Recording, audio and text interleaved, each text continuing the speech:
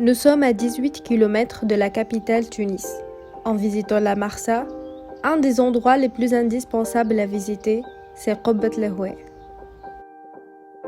Construite sur pilotis aux alentours des années 20 du siècle dernier par Ali Bey, le troisième sous la dynastie des Husaynites.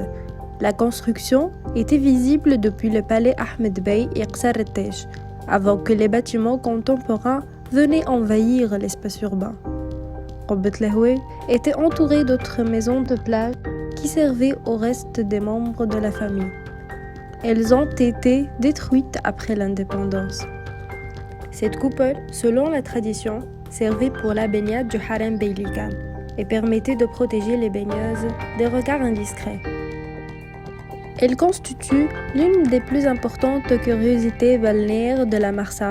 Il s'agit d'un palais où l'on pouvait non seulement profiter du jour et de nuit, de la fraîcheur de la mer qui l'entoure de tous côtés, mais aussi de s'adonner au plaisir de la baignade à l'abri des regards indiscrets. Ayant perdu son usage depuis fort longtemps, Qubbat Lahoué a toutefois gardé sa structure intacte, contrairement à d'autres édifices similaires se trouvant sur la côte, entre la Marsa et Carthage. Fermée durant de longues années, la bâtisse d'un style mauresque a ensuite abrité des restaurants et des clubs de nuit. Après 3 mois de manœuvres dilatoires, le jugement ordonnant l'expulsion de la société Mistral des locaux de Qubbat Lahoué a été finalement exécuté. Le mercredi 6 avril 2016, après leur fermeture, les lieux sont restés déserts jusqu'aujourd'hui. Ce monument historique qui renvoie à la mémoire hussainite continue à se détériorer au jour le jour. On remarque la dégradation des pilotis assurant la structure porteuse par corrosion due à l'humidité et aux intempéries, aussi des fissurations au niveau de bâtiments dues à la charge excessive des extensions qui subit le bâti au fil du temps. En fait, un étage a été ajouté et le ponton menant à l'accès a été recouvert. Un gardien veille sur la sécurité du lieu, mais que peut-il contrer l'érosion et l'usure du temps? La question qui se pose, c'est si le bon choix, c'est de laisser le temps ravage ce bijou, ou bien d'agir et de restituer à l'identique et intégrer une fonction pour animer l'ensemble urbain qui l'entoure. Abandonné, sans aucun entretien, menaçant d'un effondrement presque imminent. Une situation inquiétante, voire alarmante, qui préoccupe à des degrés divers aussi bien les Marsois, les autorités locales que la majorité des Tunisiens, au vu de sa valeur patrimoniale, matérielle et immatérielle, mais aussi affective. Un état de fait auquel les parties prenantes doivent trouver incessamment une solution.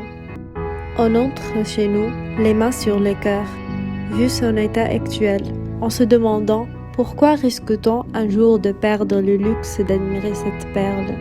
Mais on arrive à oublier le lendemain de la catastrophe, car même les concernés ne sont pas si intéressés. On doit bouger, se protester. Dans notre cas, comme étant des étudiants en architecture, notre plus est penser à l'avenir de ce monument magnifique. En écoutant les gens en parler, un financement de son entretien est toujours le problème. D'où notre solution est un peu un processus à l'envers.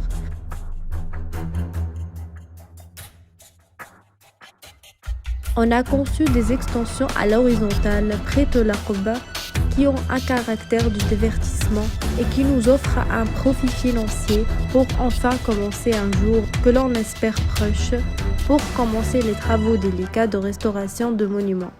On gagnera une mise en accent de l'importance de l'histoire pour cet endroit et on réussira à renaître l'âme qui se perd de nos jours. On a eu recours à des accès à partir de la construction elle-même ou en nageant, en offrant des services payants. On a utilisé la même technique de pilotis pour supporter nos plateformes qui offraient une extension de la Qubba, sans la nuire ni l'alourdir.